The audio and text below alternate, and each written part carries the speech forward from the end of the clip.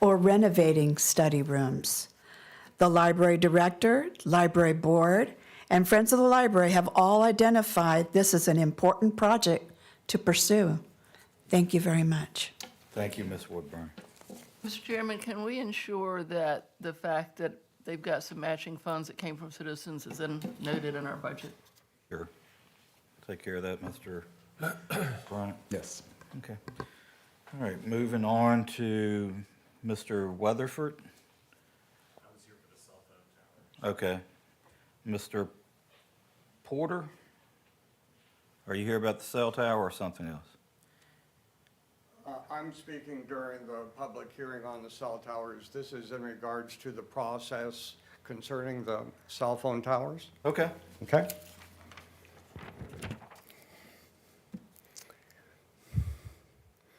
I am Jeff Porter. My wife and I live at 478 Woody's Lake Road in Madison Heights.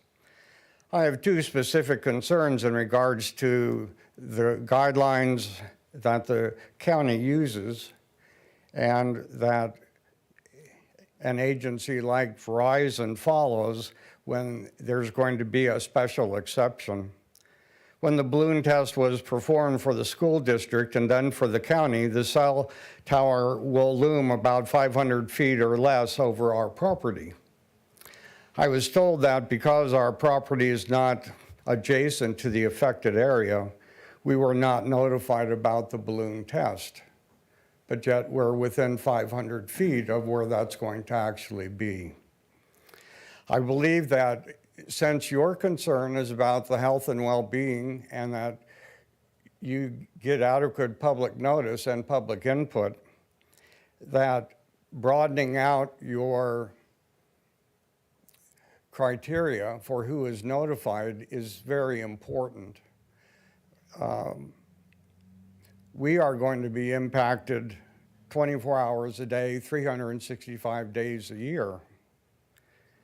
Because of its increased signal strength, this tower has a 2-mile radius for its optimal effectiveness. I'm asking that you raise the bar in terms of notification when a balloon test is being used, but also in the report of the quote-unquote affected area, because we do not live on a public road. 478 Woody's Lake, the 400 block of Woody's Lake Road is on a dirt road. It's considered private property. And therefore, either Verizon or your engineer thought that it was not necessary to include our addresses in those impacted by this cell tower. I think you need to broaden out who you consider as being impacted by such an exception as being considered this evening. I would urge you to look at that. It is important that we know what's going on. And I know that you are wanting to have citizen input, and that's why I'm glad I'm here. I am also very glad that you have staff that has helped me through this whole process. I have been very grateful for Tyler Creasy and his input, Jeremy Bryant and Frank Campbell. You all been very helpful, and I just ask for your increased helpfulness in this process. Thank you. Thank you, sir. Sure. Is there anyone else that would like to address the board?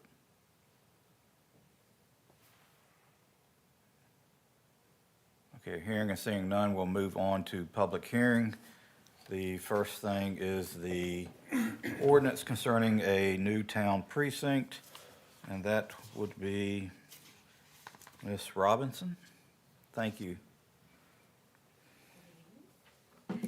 This is what we would like to do is use the existing town borders to create a separate precinct. Currently, the voters go to the courthouse precinct.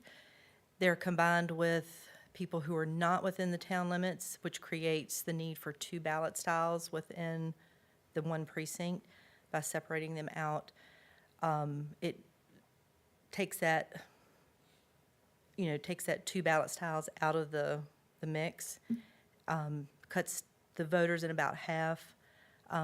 We've talked with Emmanuel Methodist Church today, and they have agreed to allow us to have the precinct there. Our board member and I went to the facility today to make sure it met all of the ADA requirements and other requirements needed for a polling location, and it worked out great. Thank you so much. Board, any questions? Okay, thank you. Is there anyone here that would like to speak in favor of creating this new town precinct? Mr. And I apologize for interrupting. I would remind the board that before it chooses whether or not to adopt this ordinance, that it needs to include the location of the Emmanuel United Methodist Church in the actual. So noted. So if we choose to make a motion, we'll make sure that's in there. Thank you. Okay. I apologize for interrupting. Quite all right. Is there anyone here that would like to speak in favor of creating the new town precinct? Is there anyone that would like to speak in opposition of creating the new town precinct? Hearing, seeing none, the public hearing is closed. Board, what's your pleasure? Mr. Chairman, I'm going to make a motion that we pass this ordinance with the address, the physical address of Emmanuel Baptist Church, which is, the address of Emmanuel Baptist Church is, So I'm Method- sorry, Methodist, not Baptist. And we had the address, do we have that here? I do not have. I did not bring the physical address with me. I've got it. We just needed to add the name. We're sufficient with adding the name. Okay, Emmanuel Baptist. Methodist. Did it again, Emmanuel Methodist.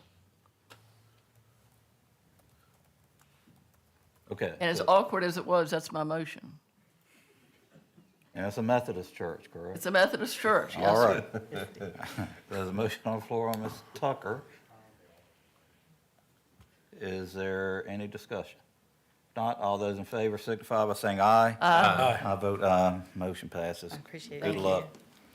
All right, moving on, Mr. Creasy, special exception 2025-728 Cellco Partnership, doing business as Verizon Wireless. Chairman, Board, it's good to see you all tonight. As you've mentioned, this is a special exception brought to you by Cellco partnership with Verizon Wireless.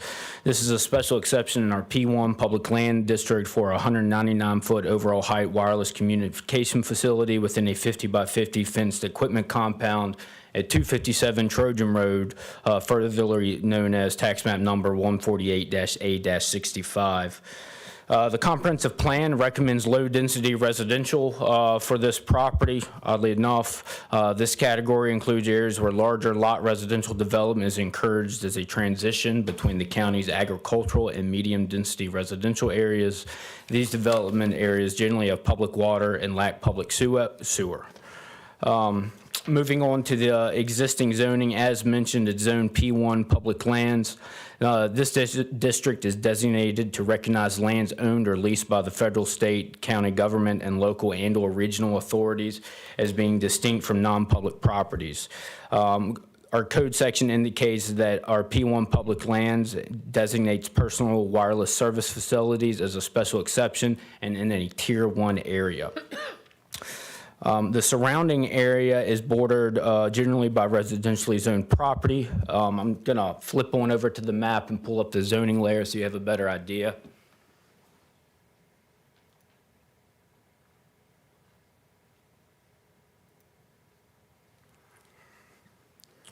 The R1 Limited Residential District borders the property to the northeast. That's your lighter yellow color that you can see before you. The R2 General Residential is to the northwest, west, and southeast. And our mixed-use traditional neighborhood development, which is the Madison Heights Town Center, is to the south. Single-family dwellings adjoin the subject parcel to the north and west. The Madison Heights Dixie Youth Baseball Complex adjoins a parcel to the south and southeast, and also the Madison Heights Community Center. Moving on to the site description, it's approximately 41.78 acres large, and the subject parcel contains Manellison Middle School, ball fields associated with the school, Amherst Education Center, and a formal dental clinic that is currently vacant. I'll pull off that zoning layer so you got an idea of those uses. So of course, this is Manelson Middle School. This L-shaped or J-shaped building is that Amherst Education Center, and then here is the vacant dental office. And of course, you have the fields in the back of the property. Of the approximately 41 acres, approximately 5,625 square feet is part of the lease agreement, and the facility, as mentioned, will be within a 50 by 50 compound inside of that leased area. The compound is proposed to be located in the northeast portion of the lot.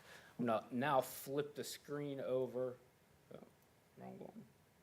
Definitely wrong one. This is the site plan that's also found within your packet.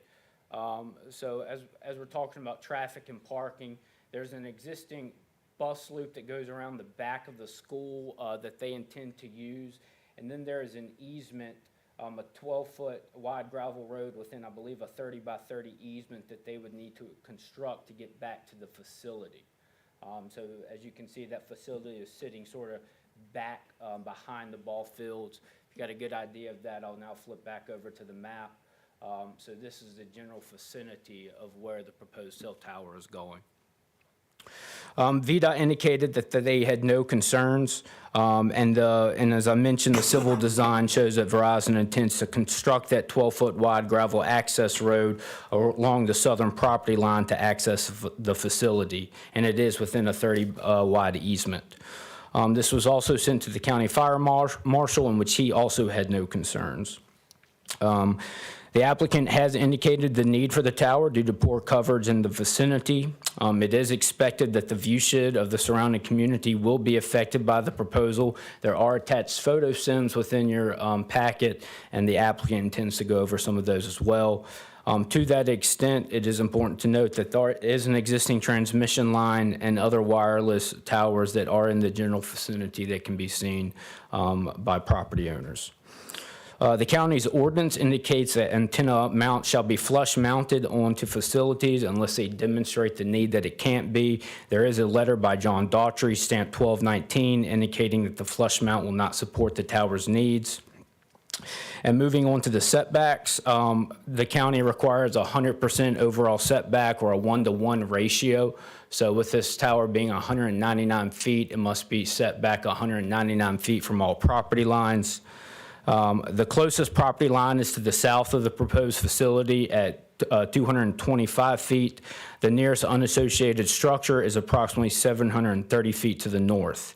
The existing structures on site are further than 199 feet, so that's the middle school education center and the dental or the vacant former dental clinic are further than 199 feet from the proposed facility. However, one of the ball fields is within the fall zone for the proposed tower. Found within your item summary is Planning Commission's recommendation along with 4 conditions. Those conditions, really quick, is that 1, the property shall be developed, maintained, and operated in substantial compliance with the submitted site plan dated December 9th, 2025. Number 2, a screening shall be installed and maintained around the equipment compound to screen ground level facilities. Screening shall consist of a double staggered row of evergreen trees planted at a minimum of 4 feet in height. Existing vegetation, as approved by the zoning administrator, may satisfy this condition. Condition 3 states the tower shall not be artificially lighted except as required by the FFA or other applicable regulatory authority. And number 4 is that any transfer of ownership shall require written notice to the county within 30 days of the transfer. All of this information can be found within your pack, and at this time, do you have any questions for staff? Board? Thank you, Mr. Creasy. Thank you.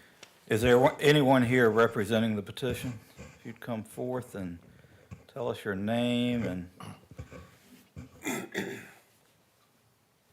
Good evening, Mr. Chairman, members of the board. My name is Lori Schweller. I'm an attorney with Williams Mullen, representing Verizon Wireless. Also with me tonight is Stuart Squire, who is with GDN Sites, and we can both answer your questions after the presentation and following any public comment.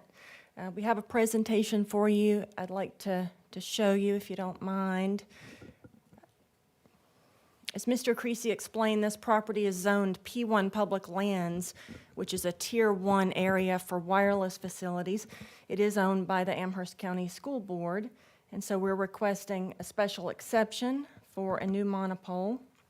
And this is the location of the proposed facility at Manellison Middle School. You can see the red marker there.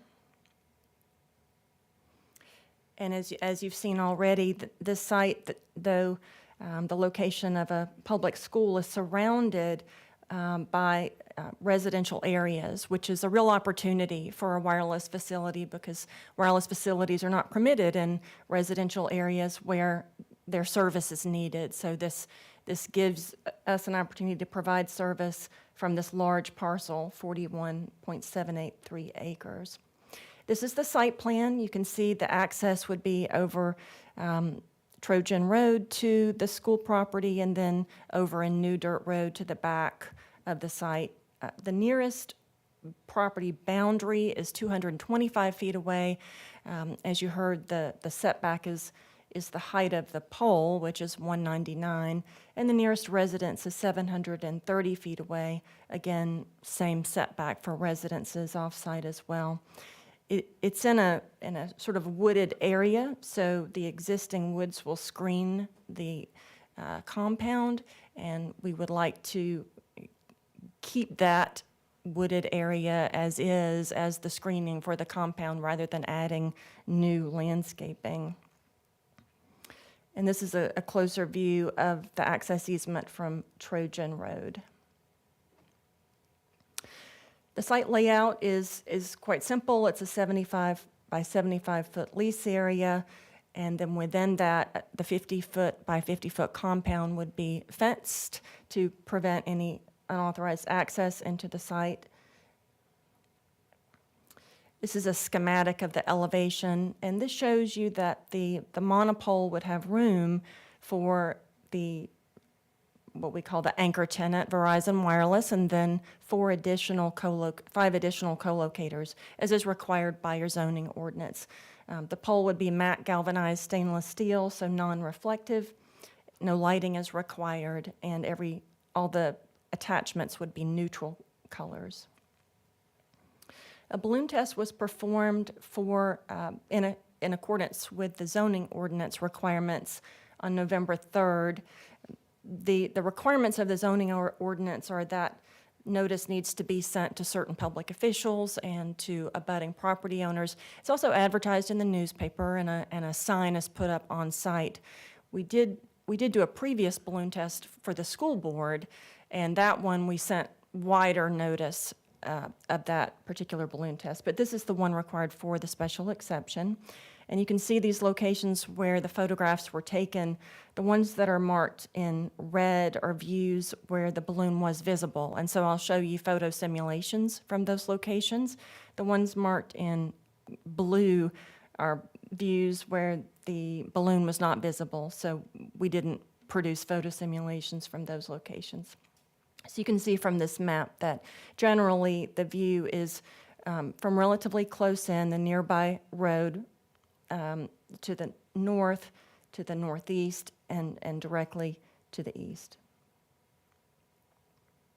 So these are the views from Woody's Lake Road, and so you can see view 1 is from the northwest, and this is a photo simulation of what the pole would look like with Verizon Wireless's antennas on the top. And then moving around to clockwise, you can see the view from the north, also on Woody's Lake Road, and then from the east on Woody's Lake Road. Then if you move farther back from the east, Stratford Place, from this neighborhood, you can see at the end of the road, there are a couple of towers already there. I think Mr. Creasy referred to those, visible from nearby neighborhoods. And then you can see the orange arrow points to the photo simulated view of this proposed tower. Otherwise, there is no view from these surrounding areas. So we believe that this application complies with the zoning ordinance criteria for the issuance of a special exception permit. It's located in a Tier 1 area, which is deemed desirable by the zoning ordinance for wireless facilities. and it will provide much-needed service to this area of the county. It's also in conformance with the Amherst County Comprehensive Plan because it will serve several county goals set out in the plan, such as improving 911 communications to the community and public safety agencies, attracting and retaining businesses, supporting health and welfare services, expanding educational opportunities, enabling governmental participation, improving broadband access for all citizens, and accommodating future population growth. I'm happy to take your questions, and if any other questions arise from the community, I'm happy to address those as well. All right, thank you so much. If we have some, we'll call you back. Okay? All right, Thank you thank very you. much. Chairman, I've got a question. You got one right now? Okay, Mr. Campbell, go ahead. You said that this tower is not going to be lighted Correct. because the FAA does not require it. What is the That's correct. height that the tower has to be before it's required? 200 feet. So this is 199, including the lightning rod. And if the tower were 200 feet, or if it were within 8 kilometers or 5 miles of an airport, it might need lighting. So we would have to evaluate it. Thank you. Anyone else? All right, thank you. Thank you. Okay, we're going to move into our public hearing. Let me just remind everyone that we will be limiting your comments to 3 minutes, so I ask everyone to adhere to that. Is there anyone here that would like to speak in favor of the proposal? If you'd come forward, please, sir, state your name and district.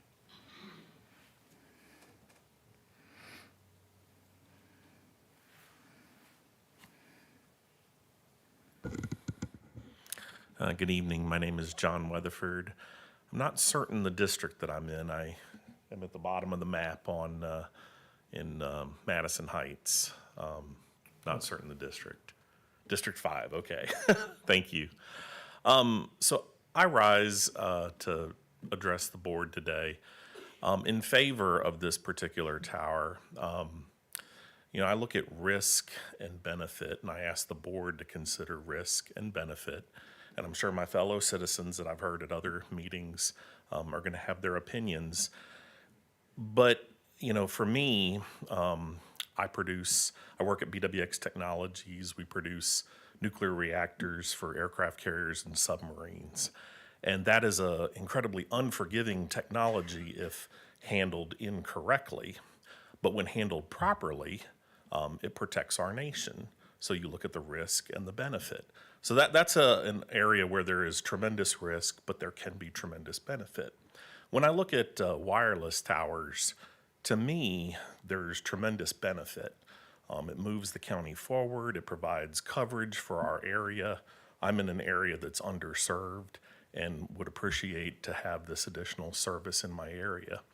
While I may not see the tower from my location, I certainly see transmission lines, from AEP, and those, are in my view shed, but they have very low risk and tremendous benefit because they bring electricity. So to me, I would appreciate the board approving this permit to allow Verizon to provide additional coverage in our area. Thank you. Thank you, sir. Is there anyone else that would like to speak in favor? Okay, is there anyone that would like to speak in opposition? If you'd come forward, state your name again and district, and you'll have 3 minutes, sir.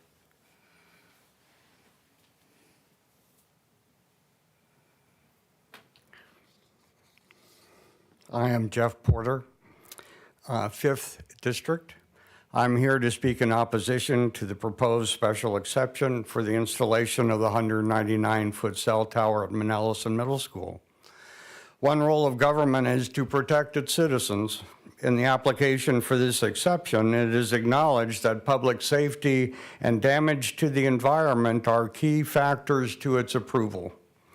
Students and teachers and support staff at Manellison Middle School, a halfway home for elderly and mentally challenged on Woody's Lake Road, and the residents within a 2-mile radius of these towers are not being safeguarded from the effects of this cell phone tower.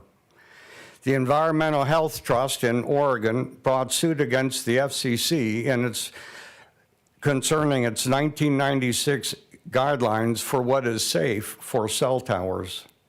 The U.S. Court of Appeals in Washington, D.C. in 2021 found that the FCC needed to provide a reasoned explanation for why its 1996 limits are not adequate to deal with the unique vulnerability of children, brain development, environmental impacts on pollinators and insects, migratory birds, plants, and trees, and the non-cancerous biological effects on male and female reproductive systems. The FCC tried to respond back to the court, and the court ruled that the FCC improperly replied and did not provide the kind of guidelines that were asked for. Even as of January 14th, 2026, a House Committee on Energy and Commerce oversight hearing heard that the FCC still was not in compliance and was still using outdated standards despite the court's mandate. As the Amherst County Board of Supervisors, you are the first line of defense and protection for the citizens of Amherst County. Because the FCC has failed in its protective role, we need you to step up and slow down this assault from cell towers. Until standards are updated, the most vulnerable need to be protected. Therefore, I urge you to deny this exception until such standards can be scientifically set. Improved reception, cell phone tower coverage, even improvement to the county's economic development grow pale in comparison to children's health, environmental impact, and male and female reproductive systems. Therefore, I urge you to deny this request. Thank you, sir. Thank you. Is there anyone else present that would like to speak in opposition? Yes, ma'am. If you'd come forward and state your name and district, please.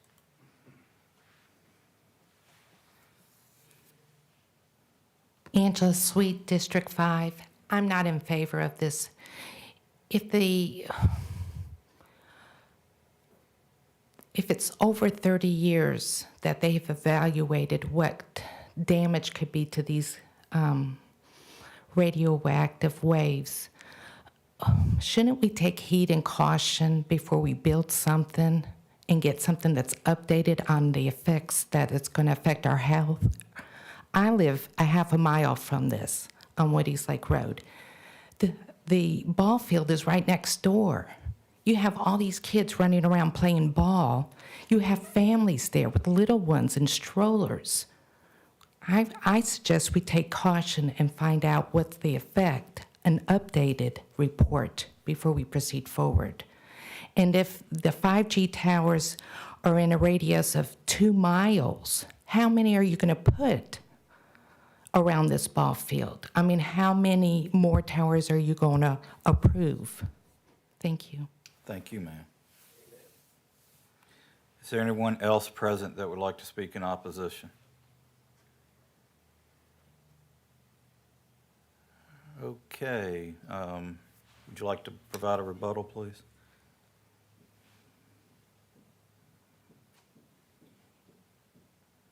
Chairman, may I bring my presentation back? You are asking the wrong person, but I bet you Mr. Creasy can help you. First, thank you, Tyler.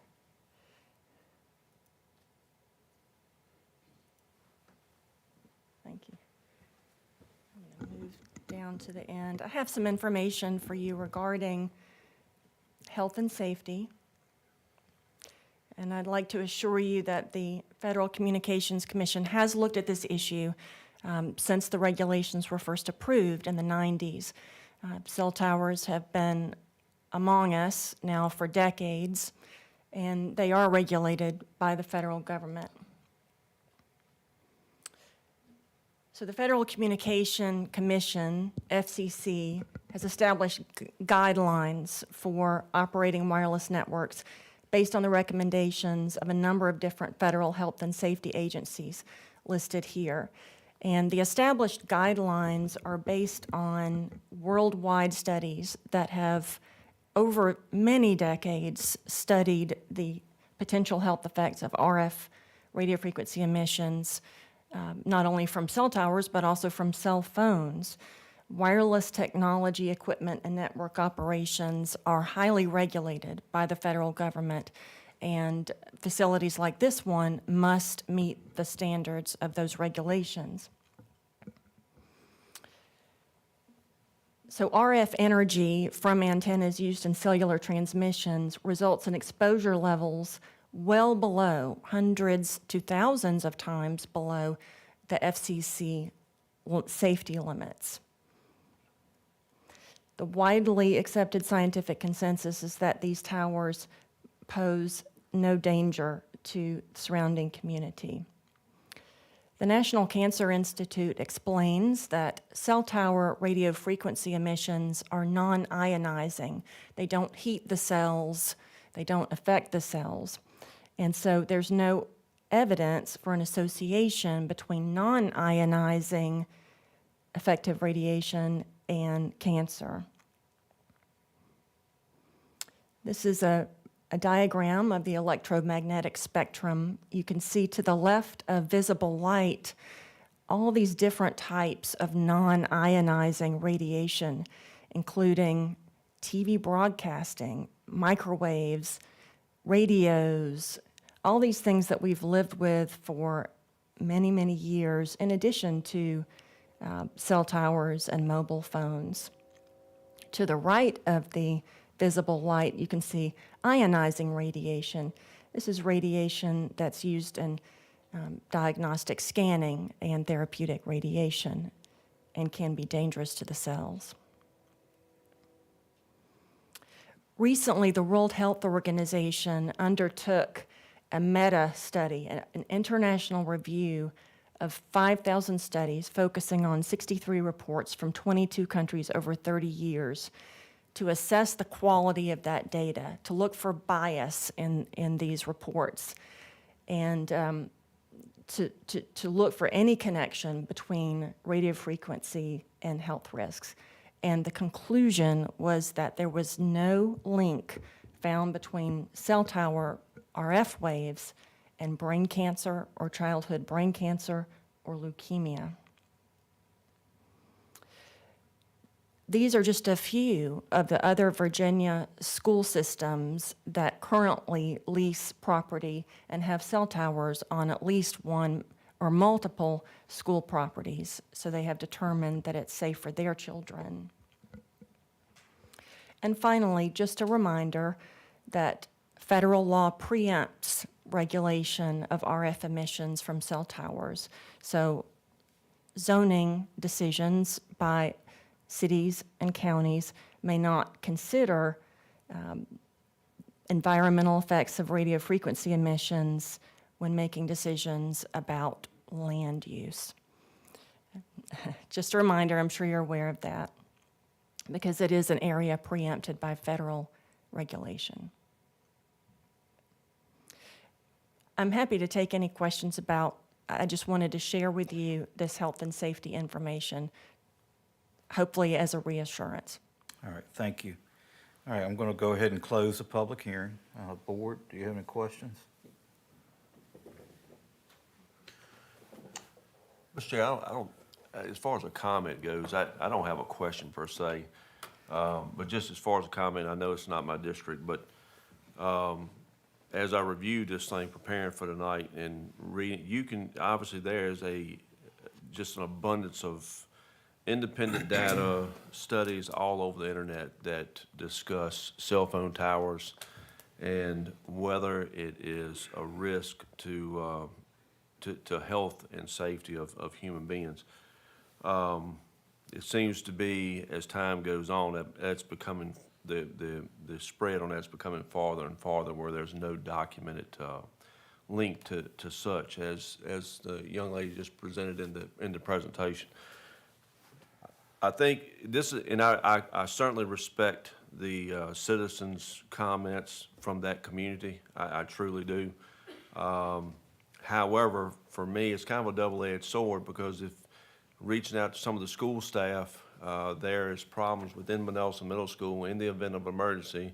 There is limited no cell phone service in or around the school. So obviously that poses a concern for me in the event that they was to have some situation at Manelson Middle School.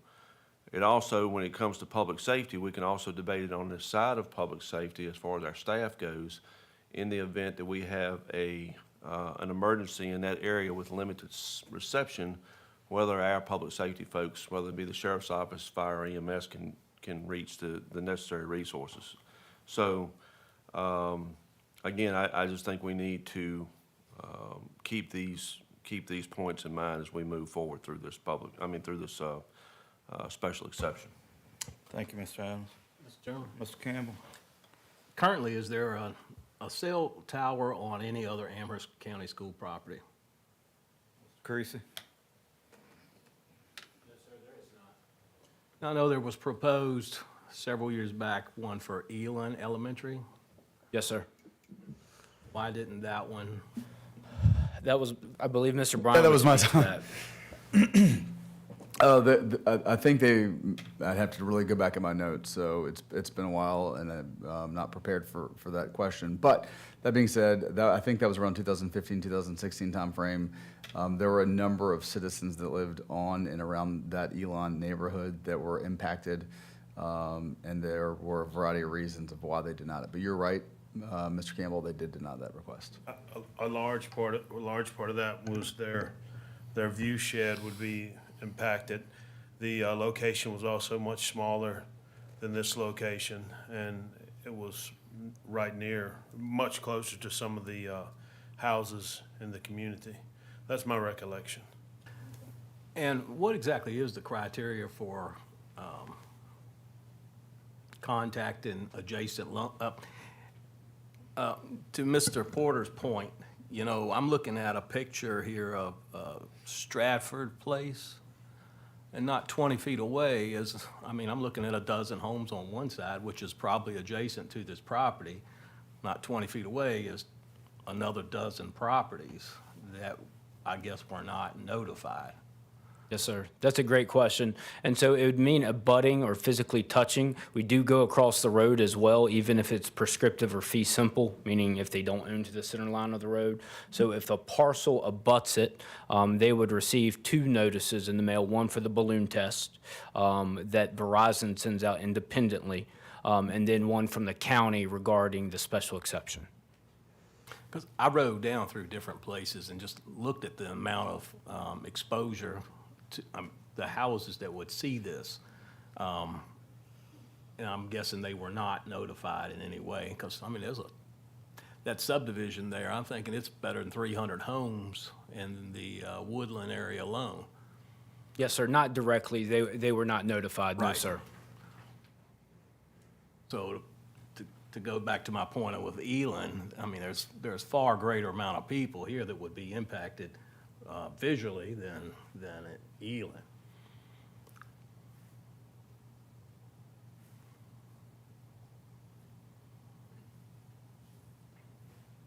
Anything else, Mr. Campbell? No, that's all I have. Okay. Any other questions?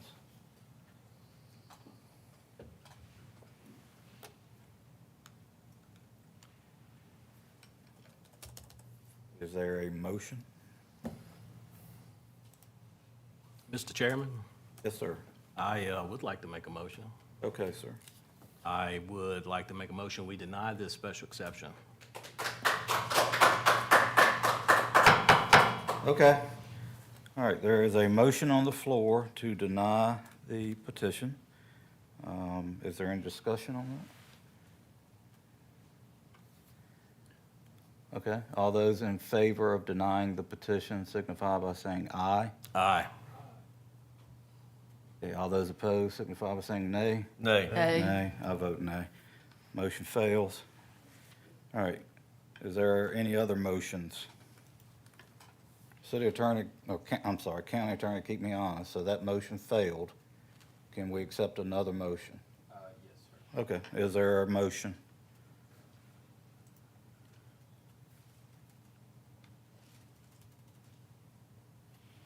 Mr. Chair, I respectfully, and I understand, again, I respect the comments from Mr. Campbell and his constituents, but again, my concern right now, as I've previously addressed, and I don't think I need to repeat those again.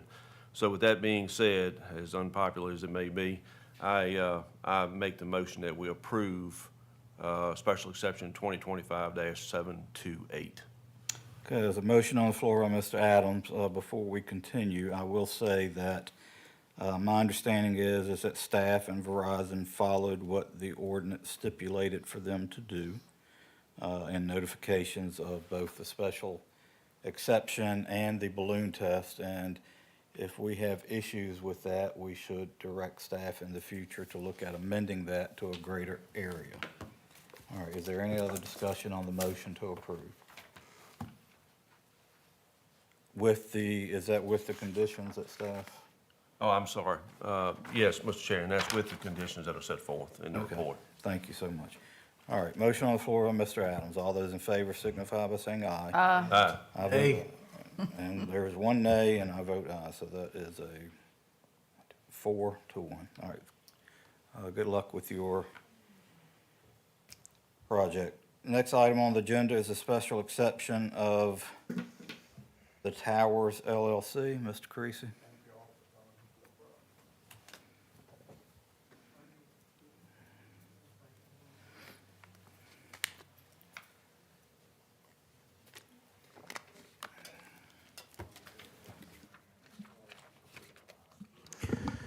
Yes, sir. Chairman, Board, as you've mentioned, this is a special exception brought to you by the Towers LLC. This is for a 199-foot overall height wireless communication facility within a 50 by 50 fenced equipment compound located at tax map number 150-A-19. The property owner is Joseph and Carrie May. As you see on the GIS, we don't have any information in there. However, their deed information for who owns this property is attached. The future land use map recommends low-density residential as well for this parcel. This category includes areas where larger lot residential development is encouraged as a transition between the county's agricultural and medium-density residential areas. As already indicated, the subject parcel is zoned A1 agricultural residential, and as I'm sure you're aware, this area is designated to accommodate farming, forestry, and limited residential use. While it's recognized that certain rural areas may logically be expected to develop residentially, it is the intent, however, to discourage that random scattering. Code section 702.03.18 designates personal wireless service facilities as a special exception in this district, and it is also considered a Tier 1 area. And then I'll move over to the zoning so you got a better idea, but this one's not as easily as recognizable as the last location. So just for your information, this fronts along Kentmore Farm Road. You may be familiar with this road due to the county's landfill, which is right down the road from this proposed site to the east.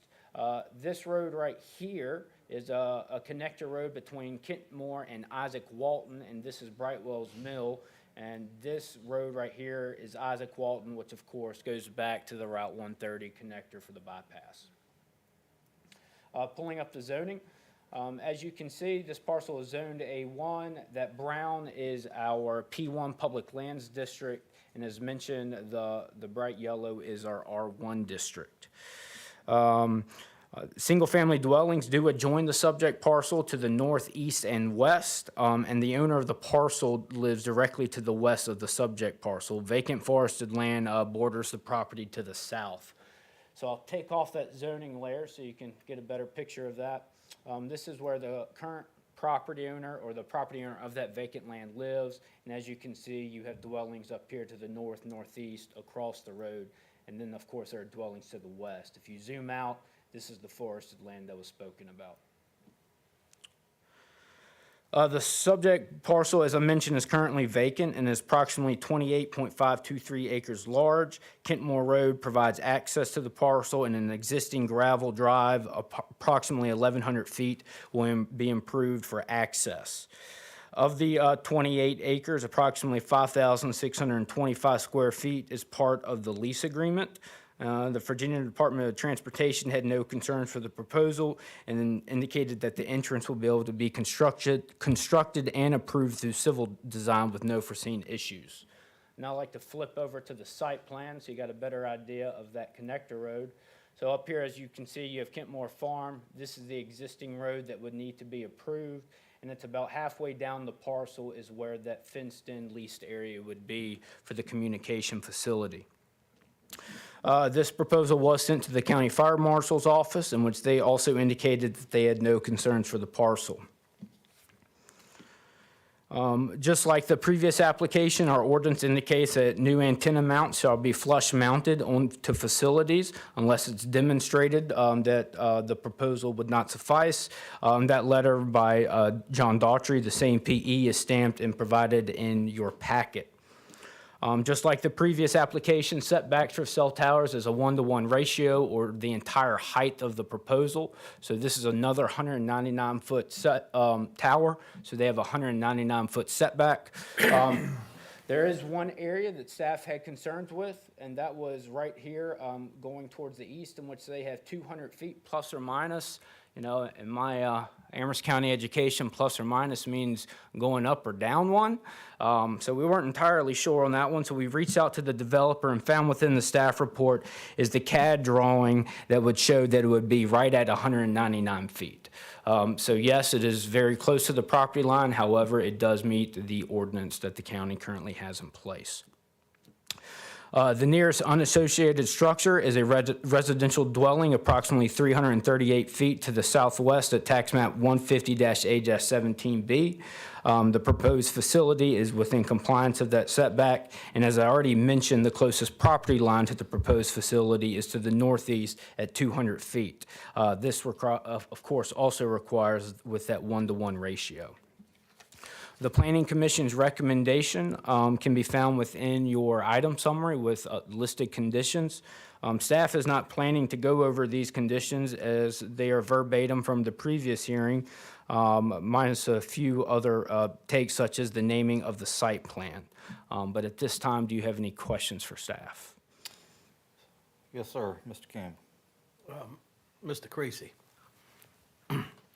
as we heard before, the Verizon tower is going to be 199 feet as well as this one. How would the county ensure that it does not exceed that 199 feet? So they go through civil design. I also believe that they have to get FFA approval, as well as they have to submit building permits and receive inspections on all of that, and that is handled through that process. Who actually verifies that it does not exceed? I know the building official. We have a drone that we use for, I'm not sure of how that process goes with them, but they also have to get certain requirements from the FFA, and I believe the applicant might be able to speak a little more towards your question than I can. All right, thank you. Yes, sir. Board, any other questions for Mr. Creasy? Thank you, Mr. Creasy. Would the petitioner like to speak?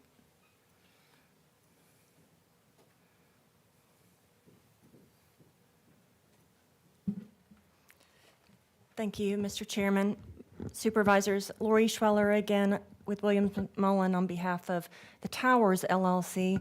The Towers is presenting the special exception application for a wireless facility that would serve Verizon Wireless as the first tenant, and then other wireless carriers that might be interested in co-locating. This is the location proposed, south of Kentmore Farm Road, east of Brightwell's Mill Road. It's a heavily wooded area, not only on the subject parcel, but in the surroundings generally.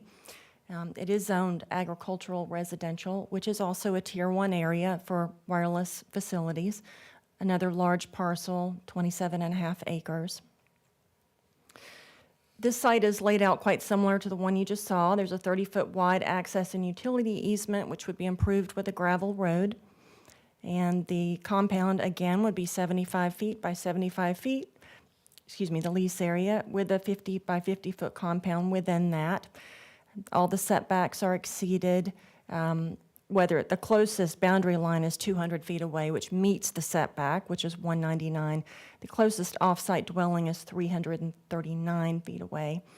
Existing woods, again, will screen the ground equipment and lower portion of the monopole. And the elevation is similar to what you saw previously. There would be room for Verizon Wireless at the top and 5 additional arrays on the monopole. It would be galvanized steel, no lighting is required. A balloon test was conducted for this site on November 1st, and it was not visible from most of the surrounding areas, both because of the heavily wooded nature of this area, but also the topography and the very large parcels. So you can see that it was really only visible right at the property itself. From the street, you could see it, the views 2 and 3, the red circles there. And then it was visible in the distance from the intersection of Tanglewood and Isaac Walton Road. But otherwise, it wasn't visible in the area. It was, you wouldn't know it was there. So here's that view from the northwest at the intersection with Isaac Walton Road. It's quite a long ways away, so we have a little arrow pointing to the photo-simulated tower. And then this is right near the site, off the entrance area. That's right where you would enter to go to the site. And so otherwise, from all these different directions on Kentmore Farm Road, Mundy's Mill, or Brightwell's Mill, the balloon simply wasn't visible. You can see there are a lot of trees there from all directions. So again, we submit that this application complies with the Amherst County zoning ordinance criteria for issuance of a special exception permit for a wireless facility. It's located in a Tier 1 area, which is desirable for wireless facilities, and it will provide much-needed service to customers in the area and improve overall network by offloading strains on neighboring wireless facilities.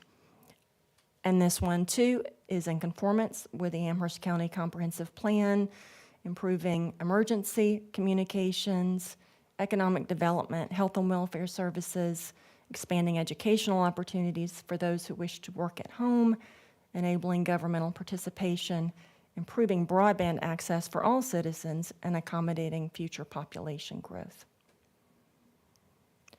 I'm happy to take your questions as to this application. Board?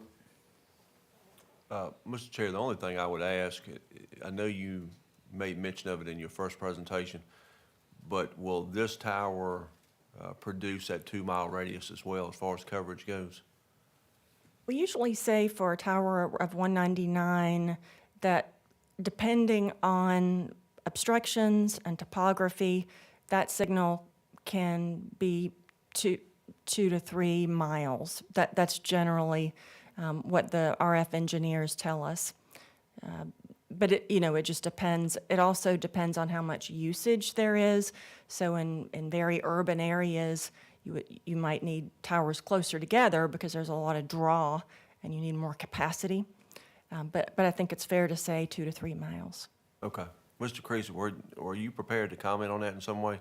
My main concern is for our staff at the landfill. We have, little to no cell phone service now. So again, I will go back to my public safety comments. It poses a concern for me, for our staff, in the event of some sort of incident that we won't have the necessary reception. So I just want to make sure from where that's going to be located, we will be able to have adequate coverage and somewhat beyond for our residents, to cover that landfill area. Yes, sir, that landfill was within that area, All right, certainly. thank you, ma'am. Any further questions for the petitioner? Thank you so much. Thank you. Is there anyone present that would like to speak in favor of the petition? Is there anyone present that would like to speak in opposition? Yes, sir.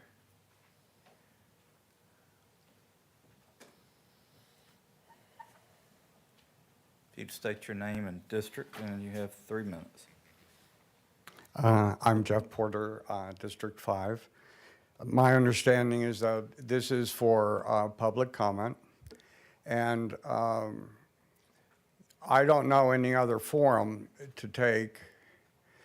When Verizon responded in terms of the health issues, they talked about cancerous issues.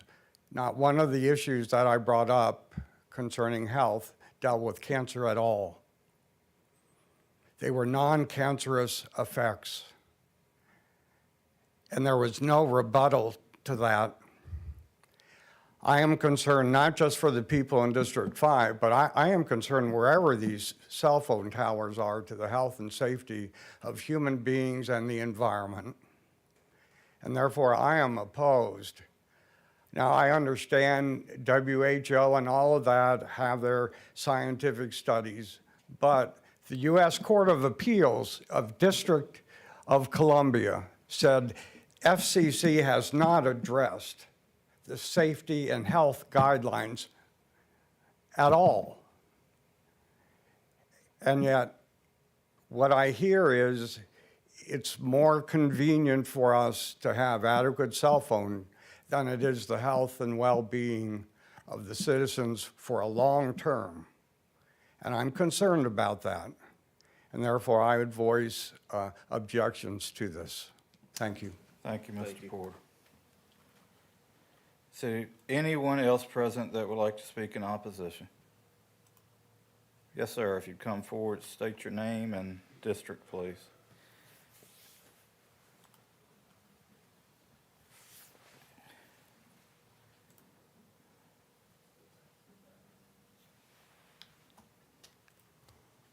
Glenn Vitsekian. I live on Woodland Drive, District 5. I agree with everything Mr. Porter's saying, and I believe we should have something from the FCC to make sure that this isn't going to be any danger to the citizens or kids, and therefore I'm opposed to it. Thank you very much, sir. Is there anyone else present that would like to speak in opposition? Would you like to provide a rebuttal?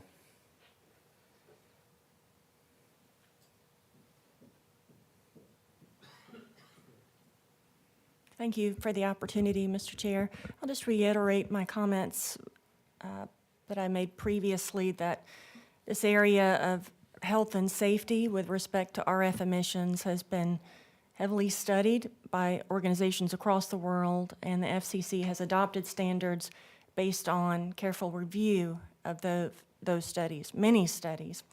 And though there has been litigation in the courts throughout the past 40 years, there is nothing to change what those regulations are today. And the FCC continues to look at those, looked at them recently with 5G, for example, because there was a lot of information running around on the internet. People were very concerned, and reinforced its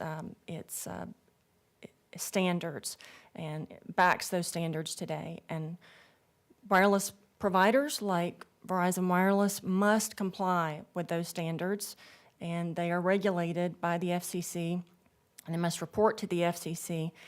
And so if Verizon Wireless adheres to federal standards, federal law controls that, and it is not a matter, fortunately for you, it's not a matter for local zoning to consider when making land use decisions. Thank you. Thank I'm you. gonna go, can you stay, please? I'm going to go ahead and close the public hearing, but could you, can you bring your presentation back up from previous? The health and safety slides from the previous. Yes, ma'am. Mhm. I believe it was the very last slide, that one. So, Mr. County Attorney, can you explain to me what that means to you? Yes, sir. So essentially, Ms. Schweller's 100% correct that the Federal Telecommunications Act of 1996 effectively strips authorities from localities to deny cell tower applications strictly due to health concerns. Long story short, if the cell towers comply with the FCC regulations, there's not a whole lot this board can do about it. And that is, as Ms. Schweller pointed out, that is federal law, which is preemptive. Thank you, sir. So if the tower meets FCC requirements, which the FCC is their responsibility to make sure you meet those, correct? This board cannot consider health reasoning as a reason to deny a tower. That is my understanding of the federal law. Yes, sir. That is my understanding also. So, board, is there any other questions? Okay, I believe this is in my district. And so I would go ahead and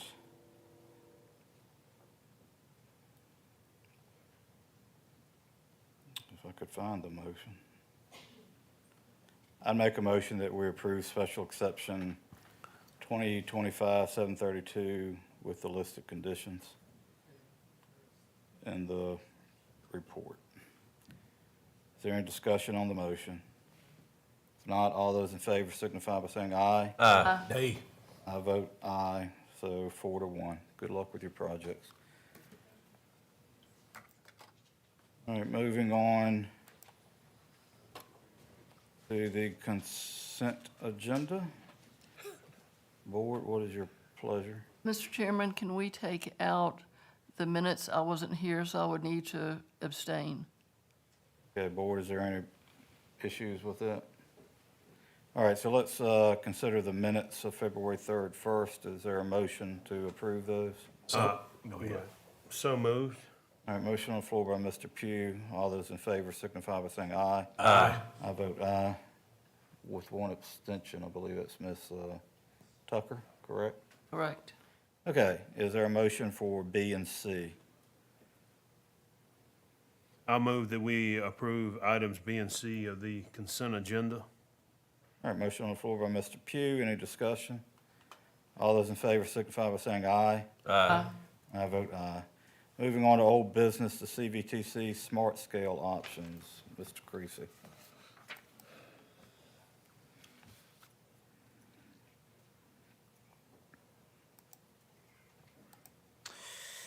All right, Chairman, Board, at your previous meeting, staff presented 3 options for the county to apply for smart scale funding regarding a second entrance into the CVTC property. If you recall, a study was commissioned by the state to perform this study that looked at the pros and cons and provided 3 different designs for this access from Route 210 to the training center property. This information was given to the county just a few weeks ago. As you know, as state government moves, we're at their mercy sometimes. And now it's time for the county to take this study and apply for smart scale funding. Smart scale funding is 100% funded by the state. There is no match from the locality. And typically, if it is approved through the Smart Portal application, it's in about a 5 to 6 year wait period until that construction begins. Staff's recommendation is to move forward with option C. This is one due to it keeps the most buildings that are currently there. So I'll draw your attention to the screen. Here's Route 210 over here, and here's the entrance coming in. These are the buildings staff is speaking about. These are the most up-to-date buildings on the site. If you were to keep any buildings, depending on what master developer was to come in, it's staff's opinion that these are the buildings that you would want to keep. So option C does do that, and it's the less amount of earthwork that is needed to complete the design. This is found within your packet as well, so you can review all 3. Here's option B as it goes through one of the main buildings. And then here is option B, or option A, that goes through a few of the buildings. At the previous meetings, staff also indicated to you that the EDA wanted a chance to review this study and provide a recommendation. There is a letter before you from the EDA in which they have also coincided with staff's recommendation that option C is the most viable and having a strong application. Cost is a major factor when they're reviewing smart portal applications, and option C is the cheapest of the three. We do have Brian Casto here with VDOT. He's in the back. If you have any technical questions for him, but we are looking for a direction tonight so that staff may begin proceeding with the application. Thank you, Mr. Creasy. So my understanding is that staff is recommending option C and the EDA is recommending option C. Is that correct? Yes, sir. Maybe not from an aesthetic standpoint. Option C might not be the best but for a stronger application, option C, yes, sir. But we can still put trees along it and sidewalks and Yes, sir. all the nice things. Okay. Board, is there any questions for Mr. Creasy or Mr. Casto? Is there a motion? I'll make a motion that we recommend alternative C for the smart scale application or process. Motion on the floor by Mr. Pugh. Any discussion? If not, signify by saying aye. Aye. I vote aye.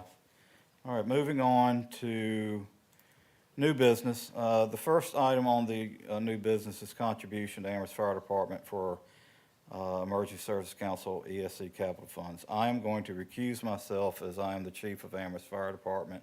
And while I receive no financial compensation from that, to make sure there is no impropriety being shown, I'm going to recuse myself and allow Mr. Adams, our vice chair, is going to take over.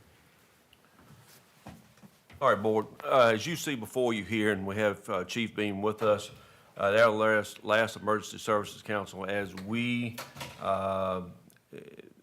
distribute because these are part of the ATL funds, correct? Chief No, Beam? sir, this is the capital funds that's typically set aside each year. Yes. So we went before the membership of the Emergency Services Council, which is comprised of the 3 fire chiefs, representatives from the Sheriff's Office, and Chief Beam's staff, and I'm the liaison.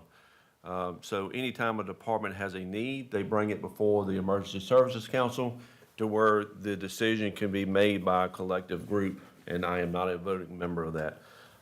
Chief Beam, I'll allow you to expand on that, and then we can take the appropriate action. Thank you very much. Amherst Fire Department is our last, what I call primary department that doesn't have a generator. There's no generator power for Amherst Fire. Peddler has one.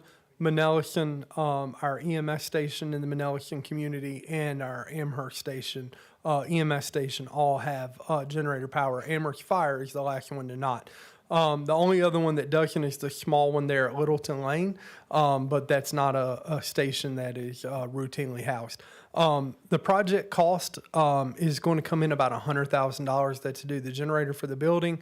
That's the screening, the concrete work, all that. What we ask you all to do is contribute $100,000 to Amherst Fire Department out of the Emergency Services Capital Fund to go toward that project. And that current fund has about $330,000 in it. And this project specifically meets the intent, the spirit of the intent of what those funds are set aside for. I'm happy to answer any questions you may have. Fellow board members, any questions or concerns with this request from Amherst Fire Department? I do. I have one, Mr. Adams. About 10 years ago, I thought that they had a generator. There was talk about putting a generator there. Did we do something like maybe with the wiring or some type of enhancements to that building? Ms. Tucker, I think, and I don't want to put words in your mouth, but I think about 10 years ago, that was about the time that we were doing something. I know this before you were still in planning and zoning, but that may have been in conjunction with what we did for the court building, because we have a generator that's just adjacent to the fire station there that we had to do some work on, and maybe even replace that generator and the shielding around it, which I think we just did that recently. But yeah, Amherst Fire Department has never had a backup power source there. And one of the big things with this, so those heavy doors, and so when they lose power, they have to manually raise those doors. And, you know, at a 12-foot door, it gets pretty heavy to, pretty strenuous to try and do that manually. So this will be extremely helpful for that and their continuity of operation. Mr. Adams, it's in my district, so I'd like to go ahead and make a motion. I move to approve a $100,000 contribution to the Amherst Fire Department from the Emergency Services Council capital budget reserves to support the installation of a generator for the fire station, included associated fencing and screening. All right, thank you, Ms. Tucker. Fellow members, we have a motion on the table. All in favor that want to approve it, please signify by saying aye. Aye. Any opposed? Motion passes 4-0 with one recused. Thank you, board. Appreciate it. Thank you, Chief Bean.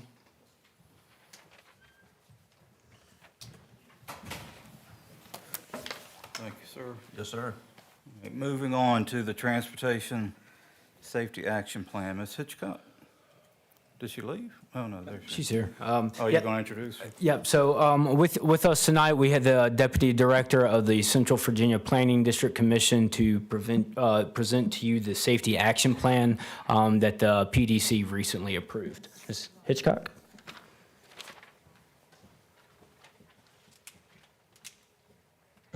Good evening, Chairman and Board of Supervisors. Thank you for allowing me to talk to you tonight about the Central Virginia Safety Action Plan.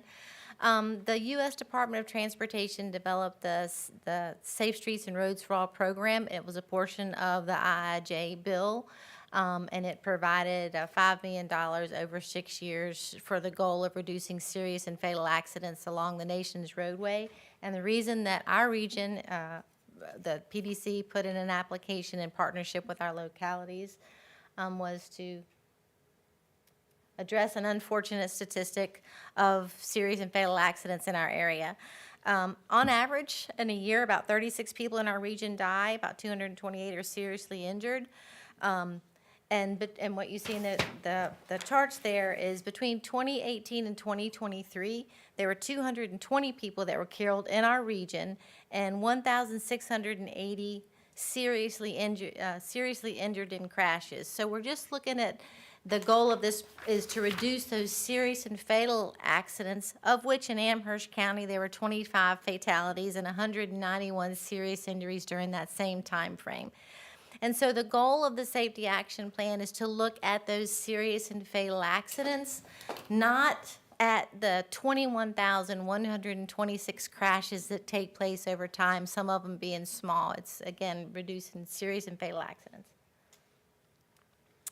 And so the safety action plans, those 7 elements that you see in the light blue on the left, those are requirements that the federal government set up for this program, whether you're in Texas or North Carolina or Florida or here in Virginia.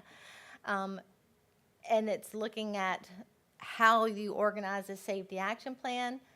Our safety action plan, the Central Virginia Safety Action Plan, that is our plan. That was done in partnership and coordination with all the localities and through great leadership of the staff in Amherst County. That included talking to your schools, talking to your public safety. We talked to the town and throughout the region. What we have there, I want to point out that the funding came from USDOT. It was a $280,000 grant, and there was a $70,000 match. Those match funds came from the CVPDC. And also you see there from the TPO and VDOT, because in our work program, it allowed staff to work on this project over the 2 years. No direct dollars for funding came from any locality specifically from the matching. The Safety Action Plan, again, it's a 249-page document. It has six chapters. What really, I think, sort of, if you didn't look at anything, you would look at the introduction and look at Chapter 2 that really breaks down those safety analysis, where accidents are taking place, what type of accidents, because they're not all the same. And again, the goal is to look at those strategies that reduce those serious and fatal accidents, recognizing that the solutions for what might be a young driver isn't the same as it might be. You look at whether they're elderly drivers, looking at when accidents take place at nighttime. All of that data is broken down in that chapter 2.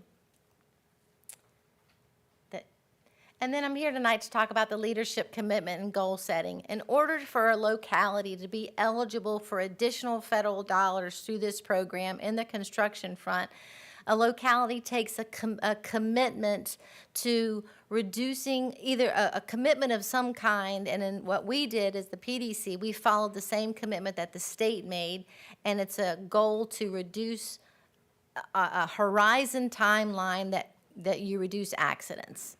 So, and what you see there is the PDC and the TPO at their November 2025 meeting made the commitment to reduce serious and fatal accidents by 50% by 2045. That is the same goal that the state of Virginia, the Commonwealth Transportation Board has made, and then that's the same that we have put in your resolution for consideration.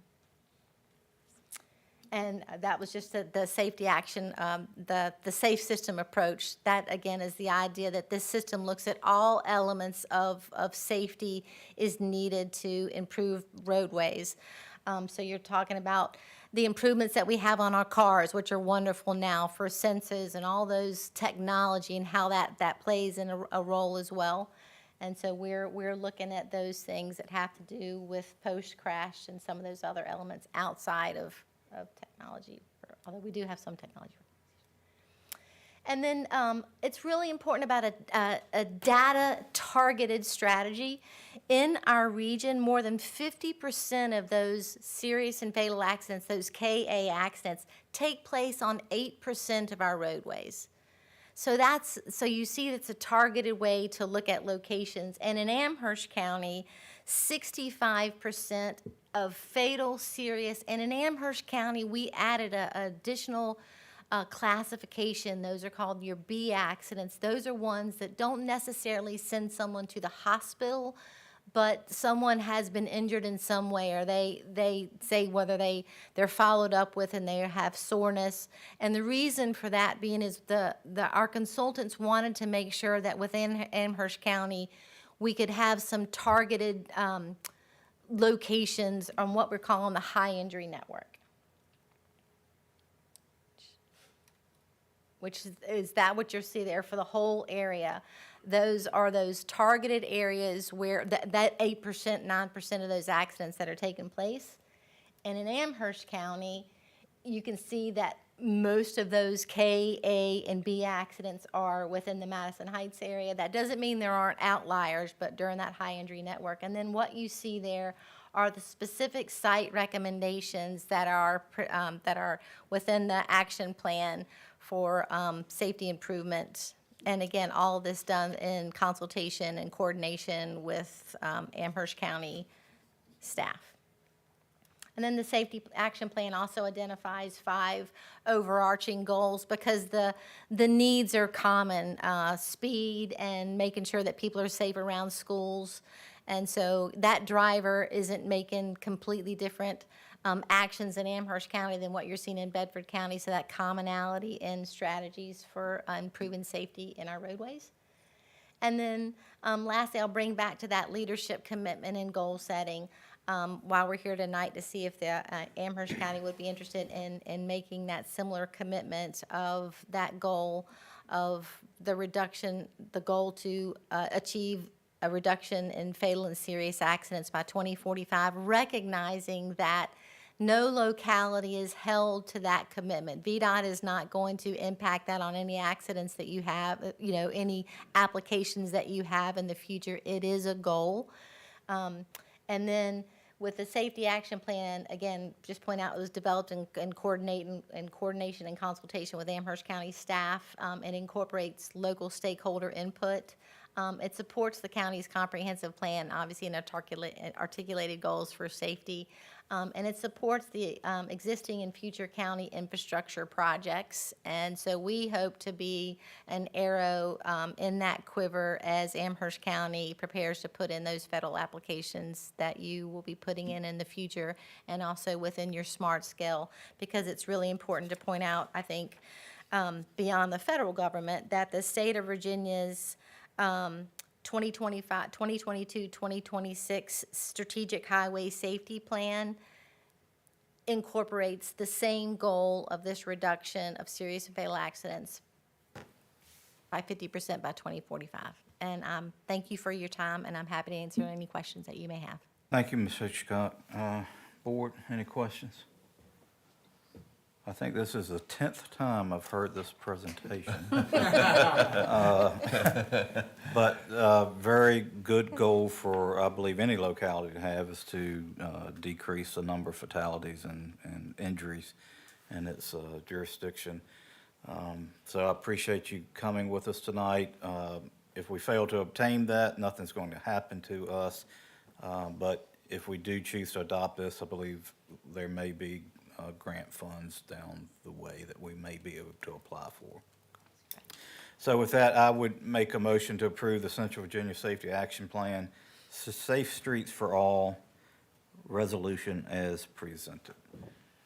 Motion on the floor. Is there any discussion? If not, signify by saying aye. Aye. I vote aye. Thank you, Ms. Hitchcock.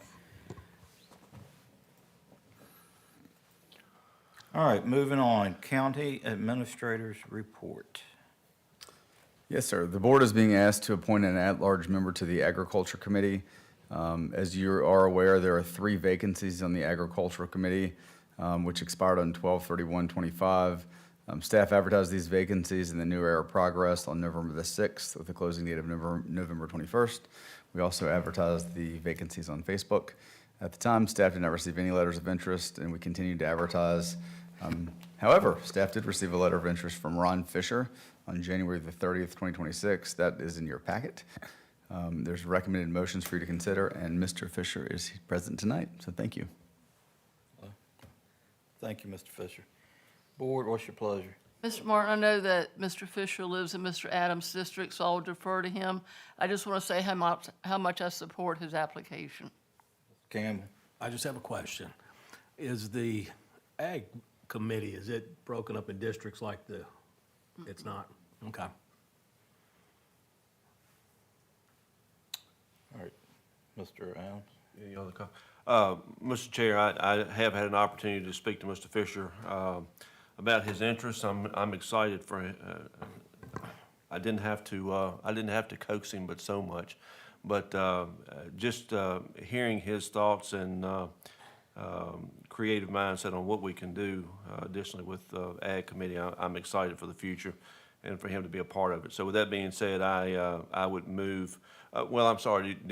Before I make the motion, do we want Mr. Fisher? Do you want to make any comments? Well, I just appreciate the opportunity after talking with Chris, and as you know, Jen and I have. Could you come forward to the mic so YouTube land can hear? Thank you very much, sir. No, I just want to thank you for this opportunity. And so, as you know, my wife Jenna and I have taken over the Pleasant View Elementary School, and it is making good progress as an eco-luxury destination venue, and certainly would like to invite you all up to see it. We hope that it will serve as a catalyst for agritourism, and hope that it will be a good model. As we've redone the building, we've done it in a very thoughtful manner in terms of repurposing the building. We're also making it much more efficient with a lot of insulation, new many split HVACs for each individual room. We're also doing rainwater harvesting and gray water recycling as sustainable measures. We're going to have an organic herb garden and vegetable garden, and have aspirations in expanding sort of in the farm to table offerings for our venue going forward. So appreciate the opportunity to engage with Ms. Tucker and the rest of the crew. Thank you so much. Board, any questions? Thank you, sir. Mr. Adams, do you have a All right, motion? I'll move forward with the motion to approve Mr. Ron Fisher for the Agricultural Committee. A motion on the floor by Mr. Adams. Any discussion? If not, all those in favor signify by saying aye. Aye. I vote aye. Congratulations. Thank you. So, Mr. Bryant, I am guessing you're going to continue to advertise for the other two vacancies? Yes, sir. Very, very good. Moving on to the liaison and committee reports. First up is the Parks and Recreation Board. So at the last meeting, Tyler Creasy, Mr. Creasy, came and provided the board with an overview of a conceptual plan that's being developed for Kilgore Community Park and got feedback from the Parks and Rec Committee. Just a reminder that the Amherst County Day and the department annual Easter egg hunt will be held at Sweetbriar College on Saturday, March 28th from 11 to 4, with the Easter egg hunt scheduled for 3 p.m. There are 3 senior luncheon dates that have been set for this year, being on May 19th, August 18th, and November the 10th. Marine Corps birthday, Semper Fi. Randy Nixon updated the board on some of the upcoming programs. Seems that flag football registrations are well underway and have quite a few participants signed up for that. Registration does close on March the 7th. Soccer registrations are still being taken, and the draft will be on Saturday, March the 27th. So that's an update from Parks and Rec. We will move on to the Agricultural Committee. Ms. Tucker. Mr. Chairman, before we move on, do we have a county attorney report? Oh, I am very sorry, and I apologize. County Attorney, do you have a report? I have nothing to report this evening. Thank you very much. All right, just so you got your chance. All right, All right, on the Ag Committee, they're working on a couple of things. One, they're working to do a farm field day, and that would be, they're gonna go around and look at different farms that would be interested in doing a field day, which is inviting the invited members of the ag community, staff, to go and look at innovative things that they're doing on their farm. And I've been to a number of these throughout different counties, and they're really interesting and helpful, and so I'm excited about all that. The other thing they're working on is a resource guide. I know certain people in this committee probably get phone calls about, hey, do you know who's got a hay wagon? Do you know who's got a tractor? Do you know a good mechanic? I need some help pulling my calf. Anyway, they're putting together a resource guide that will be put on the hopefully county website to help people identify those folks. Obviously still working on the fair, and thanks to all the staff that's helping them with that, and we're looking forward to our new member. Thank you. Thank you, Ms. Tucker. Can I ask Ms. Tucker something? They have, they still exist, a couple horse clubs, at least I know of one that still exists, called the Blue Bridge Caballeros. They have a horse club, and they do horse shows, trail riding, things of that nature. I didn't know if the agricultural committee had been in touch with any of those people, if there's any interest or any type of way we could work with those individuals. Horses are a big item in the county, and that would be something maybe you could look forward to see if there was any way. And they are. Meredith Newman, who owns Kentmore Farms down on Kenmore Road, is our horse person on the Ag Committee, and she's very much in touch with them, as is our 4-H director. Thank you. So thank you for that comment. All right, thank you, Ms. Tucker and Mr. Pugh. Moving on, we're back to citizen comment. Is there anyone present that would like to address the board? Yes, sir. If you'd come forward and state your name and district of residence, please.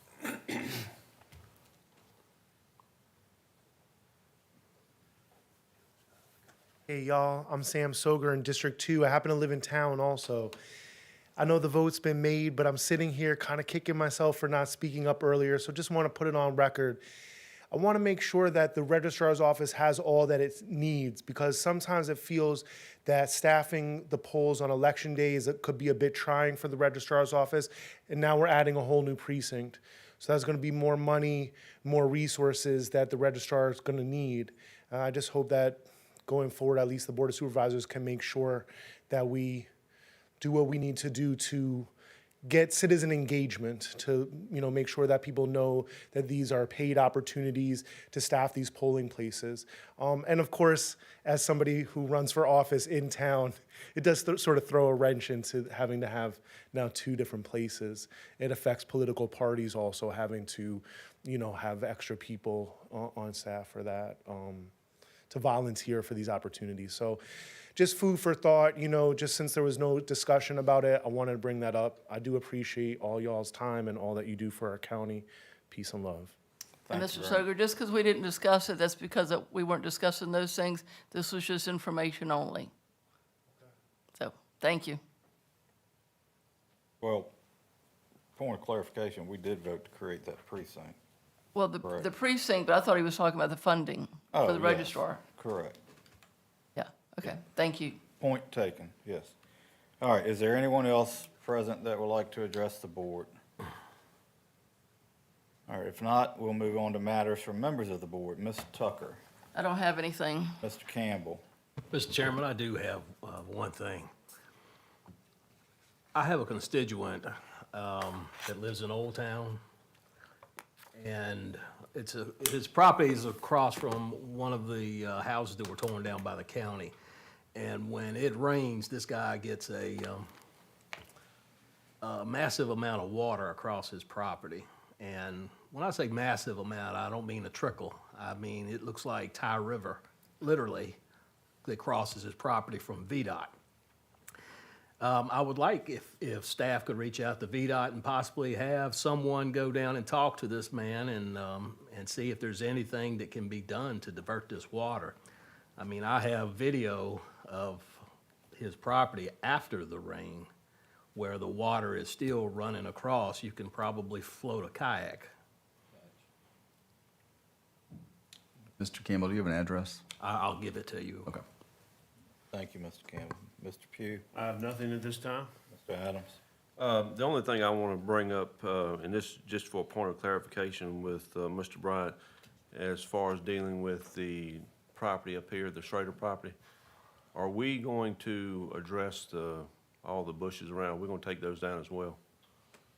That's a great question. Just for everyone's update, yesterday we did demolish the Schrader house. Our staff's been working on it for 2 straight days. If you go up there, you'll see we've cleared it now. We were clearing out all the debris at the moment. Mr. Adams, to answer your question, there had been some preliminary talks about turning that property into a park at one time. However, that was, and it is in the Parks and Recreation Master Plan for us to consider some options for that. At the moment, no decisions have been made, and I would ask board guidance on what you would like staff to do with that property. Well, I will give my 2 cents worth. I think since and I might be the minority here, but those bushes were not, I mean, it ain't like they were beautifully groomed and whatnot. They look pretty rough. So I think as far as the overall aesthetics for the piece of property, if we can get them down and get the piece of property seeded and strawed would be the appropriate action for right now until we figure out what we're gonna do with it while we got the machine up there, because it's gonna take something of some size to get those things down, in my opinion. But again, that's just my opinion. I'm not sure what the rest of the board members, or how they feel about it. Thank you, Mr. Adams. Wait Well, a minute. Since it's still your turn, can you take up, I forgot, I missed my turn, but I'd like for you to speak to the Okay. Route 60. Okay, are we gonna have any more discussion about Schrader House oh, and the yes, bushes? absolutely. Okay, all right. So the only other thing, Ms. Tucker called me, I forgot what day it was, but we got to talking about the intersection of Route 60 and down here, the Route 60 and 29 interchange. And I think for all of us, we somehow become complacent to it because we've been here for so many years, and I think we're just used to it. But if you go through that area now in the afternoon during what we consider rush hour traffic in Amherst, and in the morning with school and all the truck traffic headed 60 east and 60 east and 60 west, I foresee that intersection becoming more and more of a problem for public safety. So, Mr. Bryant, I would ask, as long as my fellow board members agree with me, that we talk to Mr. Brown and to see if they have some of the same concerns about that intersection. Yes, sir. I think we've had some incidents close to there or in that area. But I think we've dodged any major bullets so far, so I just want to try to get ahead of it. Anything else, Ms. Tucker? Nope, I appreciate it. All right, thank you.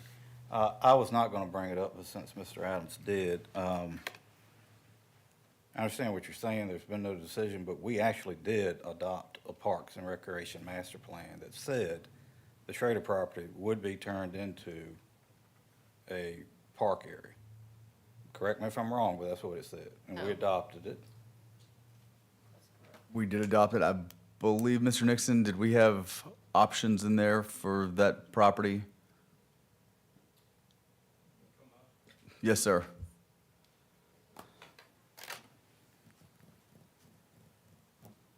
There were options on whether or not we were going to save the house. Yes, that is correct. We had options one and two, or A and B, one to keep the house and one not to keep the house. Right. And depending on whether we kept it or not, the different type of amenities that would be in there based on that.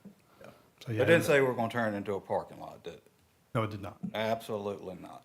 So, I believe that if we go in there and tear those boxwoods out, it's going to add insult to injury of the people there that I've been fielding complaints from, okay? I don't know if any of you realize this or not, but that entire area up there was actually once a neighborhood. And that was the last house, okay?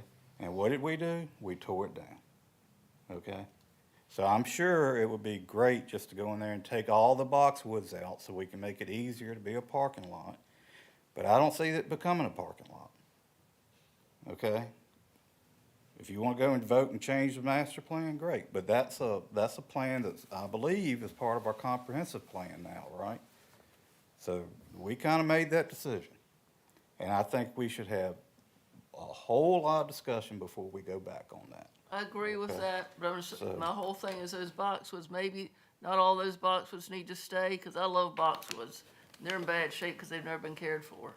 I think that was my concern. Yeah, not to was tear them out, not to make it a parking lot. Yeah, I'm not saying, I wasn't promoting the parking lot. I mean, you know, looking at, I know what we voted on, and this, we may need to put this on another agenda item in a later meeting, but I know what we voted for. But at the same time, we sit here tonight and we talked about Kilgore Park. We also know that the town has now discussed the option of putting a park in the town of Amherst. I don't know how many parks the town of Amherst can accommodate. From the fiscal side of things, I'm just saying those bushes look horrible. And I'm not saying that we remove them all. If we want to maintain some of them for the heritage of that area, I'm all for that. But I think we need to explore that. I was more thinking, again, for right now, if we plant grass and maybe put picnic tables there for the community, if somebody from the courts or the sheriff's office or anybody else from the church, they want to go over there and have picnic lunches and things of that nature, it would be a great area to be able to do that. I just want to make sure we look at the big picture. And I know how passionate you are about this, Mr. Martin. I respect that. I just want to make sure that we're being objective about this thing.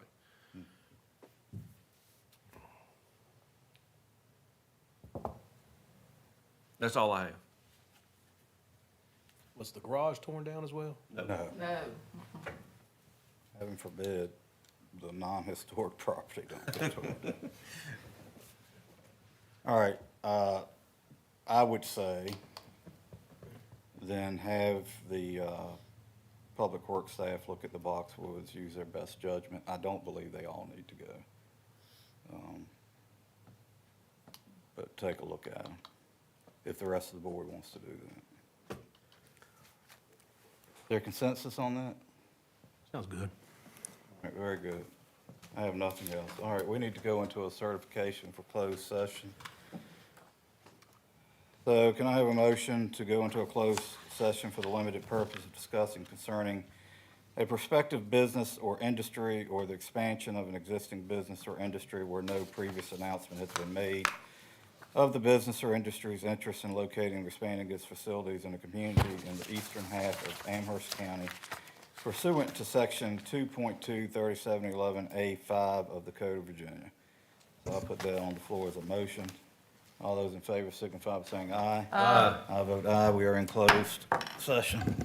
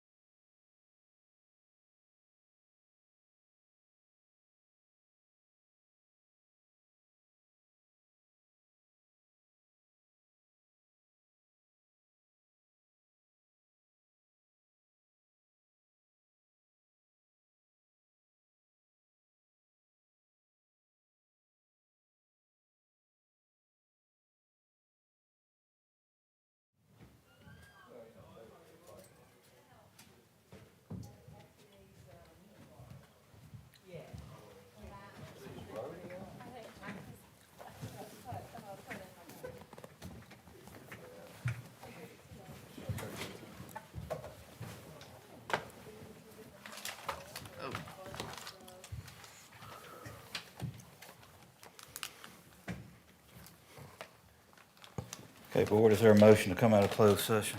I move that the Board of Supervisors certify by recorded vote that to the best of each board member's knowledge, only public business matters lawfully exempted from the open meeting requirements of the Virginia Freedom of Information Act and identified in the motion authorized in the closed session were heard, discussed, or considered in the closed session. This will be a roll call vote. Ms. Tucker? Aye. Mr. Campbell? Aye. Mr. Pugh? Aye. Mr. Adams? And Mr. Martin votes aye. Is there a motion to adjourn? So moved. All those in favor, signify by saying aye. Aye. I vote aye. We stand adjourned. Thank you. Thank you all for having me this evening. Well, thank you for coming this Thank you, evening. man. Thank you for being so kind and welcome.